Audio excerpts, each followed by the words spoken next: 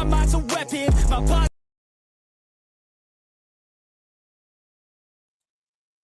Yes, sir. You already know what time it is. It's your boy Gangsta Cat. And I got the lowdown for the lowdown. And this is where it go down. You won't believe the shit that's going on, man. You won't believe Diddy lawyer plays audio. Diddy lawyer plays an audio of Cassie allegedly threatening to unalive Diddy over him possibly leaking freak-off tape shot. OMG.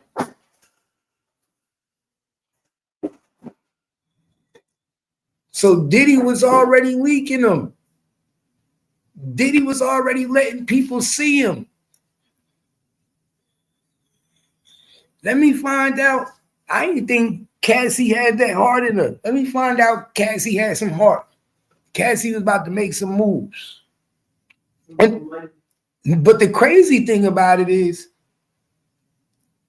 I want to know where was Cassie family? She ain't got no brothers, no cousins, no uncles. Like, it just seems like this girl by herself. Like, I ain't heard not one male come out and speak on her behalf. That's why she was taking advantage. Like, where's her daddy? Like, y'all ain't noticed that, my nigga? Even the man that's the abuser got males coming out speaking for him. No, he got family. All she got is her husband. Like, that's what I'm saying. And nothing. Where's her support system? That's why she's probably easily being taken advantage of. Where's her mama, her auntie? But if you think about it, if she had that, this probably wouldn't have happened in the first place, because people that are supporting you and watching after you are in your business, right? They know what's going on. They try to intervene. You know what I'm saying? You would hear about it. She don't have that, so you're an easy target. And how do you know? Because you don't see these people at all. Nobody. Not one person. Right. So you can't be like, oh, well, the mom was here. No. If I'm your mom, first of all, I knew you were going through it, but you took whatever came your way as well. You know, if that was the case, then they say that he bought her mom a house. Yeah. Did anybody ever watch What's Love Got to Do with It? He bought her mama a house too. And when she tried to run away, animate in the middle of the night with the kids, he called right to the mama's house because he knew that was the first place she was going to go. And not only that, the mama was doing what? Doing whatever he said to do, because she felt at the end of the day, he's the breadwinner. Right. And he's taking care of you. You do what he say, girl. Right. That's dysfunctional shit that was passed down. That's your husband. Yeah. Ain't that what she told her? Yeah. No. She told her to do what she needed to do to keep him happy. And you want to know what the crazy thing about it, now that I think about it? She was underage in that movie, wasn't she? Anime. Wasn't she young? I think she was like 18. She snuck into the club, though. She wasn't supposed to be in that club. Her sister worked there. Yeah, she wasn't supposed to be there. Old enough to be, and she was like 18. Remember, she was left. You sure she was 18? Because she was young. In the movie, she was walking home from school. No, she was not walking home from school anywhere in that movie. She wasn't walking down the street with her friends in that movie coming from school. No. I might need to check that again. You do. I swear, it's in one of them scenes, she was walking in the street with her books. No. And she's a little girl. She's walking to the house. The movie starts with her walking to the house, and her mom is leaving her, and she takes her sister, and she stays with her grandmother. When she finally reunites with them, she goes all the way back to, I think it's St. Louis. Her mom is already living there, and her sister's older, working at the club. And she was telling she was going to be a nurse. She went up in the club and started saying she wasn't supposed to be there. So when he came and got her, the mama was like, nah, she going to have a steady paycheck. She ain't doing no singing and touring with y'all. And they paid her. They said, oh, we ran over your bushes in the front. I know the movie. I seen it. And dropped some wads in her hand. That girl was at rehearsal in the house in the next fucking scene. And they was trying to give the mama some liquor because she was like, what y'all got going on in here? She said, you need a drink, mama, let's get you calmed down. She said, I need a drink, but I didn't know what's going on around here. She started, you can tell, she was involved in the beginning. Now it shows you, just watch the movie. Shows when she's going through issues and she's talking to her mama, the advice that she gets. Same thing Cassie was probably going through. Well, Mr. Combs is probably putting you here. Are you doing this? Or are you doing that? Is he doing this? Is he doing that? People don't give you the support you need. They just give you what you want to hear. Even if it's your mama or your auntie or your uncle. Everybody's bread is getting buttered. As a mom, she's getting taken care of for all of the things that she probably couldn't do or wanted to do. And you're living your dream.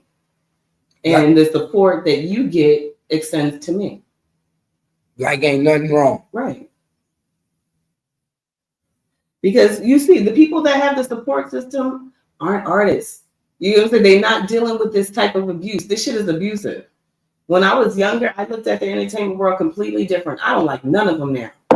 I don't want to support none of them. Their drug habits, the lifestyle they live, I don't envy them, don't want to be them. But if you truly, the people that have the support, when you get here and find out what this world is about, you bring that person you support, you try to bring them out, right? Because you're like, oh, hell no. This is crazy. You don't force them into this shit. Mm-hmm. Who forces you to have to go through this? This is horrific stuff. So if you had any real support, somebody would have came in and got you, tried to help you. None at all. These people are just standing around. I always said you could tell people support system when they go to court. Who with them? Who ride with you when you go to court? You see P. Diddy support system deep. Nigga, they come and he the one being accused. And he the one being accused. It's a damn shame that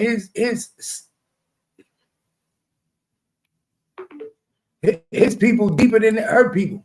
Mm-hmm. And she got to tell all her business.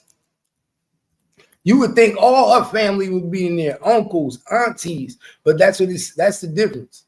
That's the difference right there. People pay attention to that. That's crazy. So they said, Combs' lawyer said, I'm going to play you audio.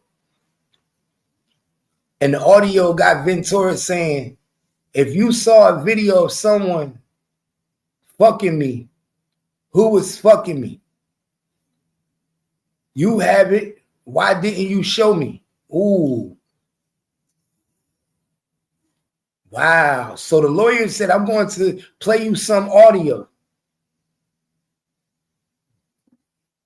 And then in the audio, you can hear Ventura saying, if you saw a video of someone fucking me, who was fucking me? You have it. Why didn't you show me? Because I'm not disrespectful, bro. That's P. Diddy said, I'm not disrespectful, bro. And then Ventura said, if you don't show me, I will bake you, cut you up. Ooh, god damn. In the audio. So basically P. Diddy set her up, y'all. P. Diddy's he grinding. I'm already put it together. Remember, P. Diddy found out. Remember, we found out during this trial that she had sex with the assistant, right? P. Diddy set her up. Remember the hotel? I was saying the other day, I was saying, damn, what type of bitch fuck your assistant? What type of bitch fuck your assistant? So P. Diddy set her up, filmed her fucking the assistant, just so he could be like, I got a video of you fucking somebody else. Right. And they did whatever he said. Yeah. He told her to fuck her behind his back. Fuck her. I want her to think that I don't know she fucking. Let's see, take bait. Yeah, see if she take the bait. I want her to take the bait, but the whole time I'm gonna film it anyway. Mm-hmm. And then I'm gonna use it as fucking what? As blackmail. Oh my God. And the last thing she want out is for the whole world to know that she out here fucking behind Diddy back. Right. Because the whole time everybody has always looked at her as being victimized by Diddy, not her out here on her own doing things. It's different when you're being forced and filmed, but when you're taking it in your own hands, that's what they were trying to bring into court the other day. With her creating her own setups and being like, I'll get this, I'll get that. They are making Cassie look like a hoe. If you just like, I'm just being realistic, bro.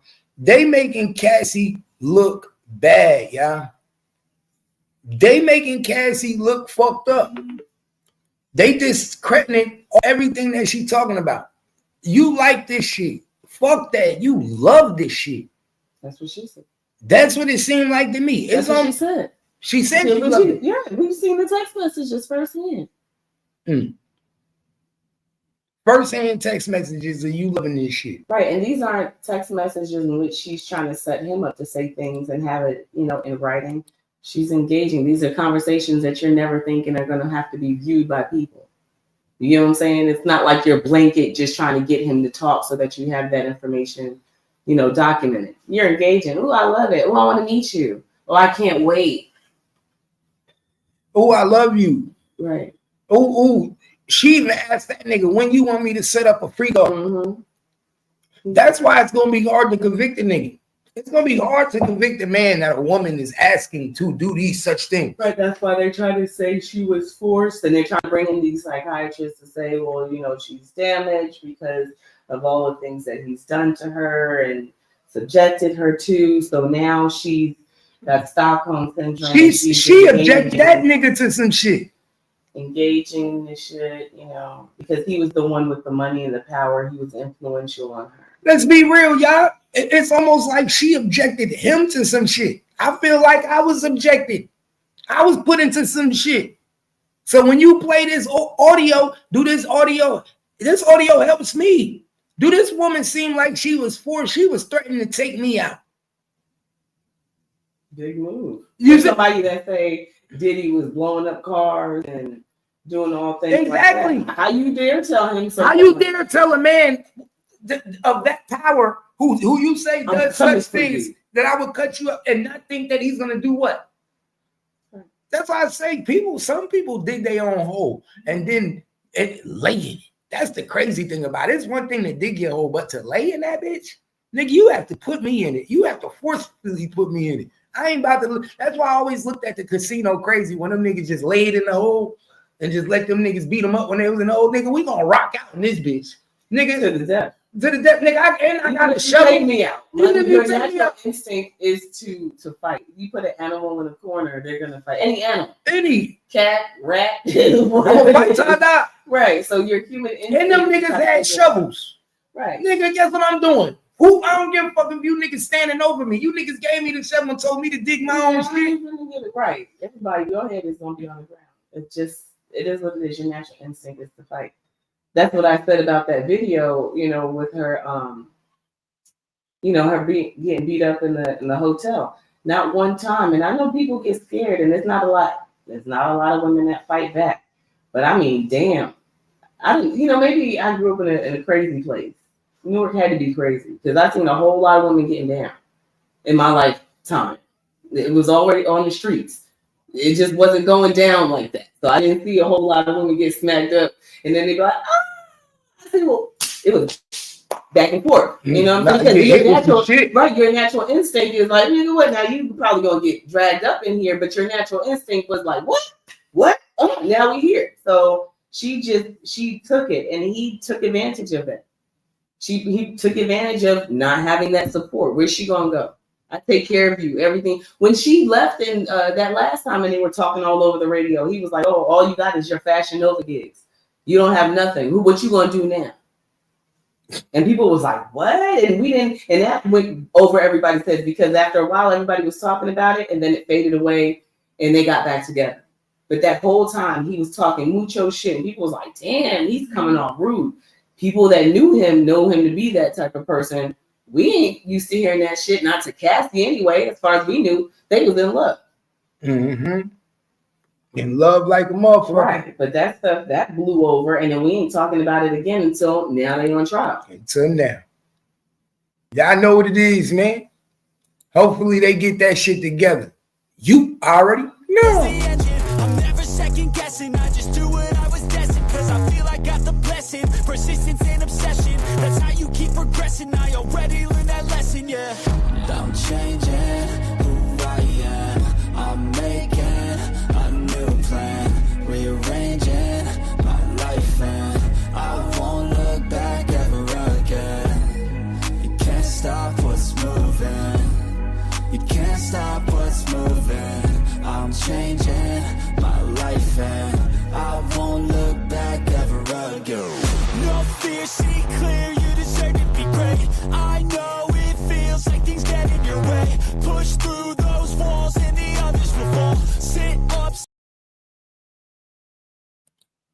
You already know. DDG, what up? You know how this shit go. He said, rodents. Rodents. That shit crazy. You ain't never lied.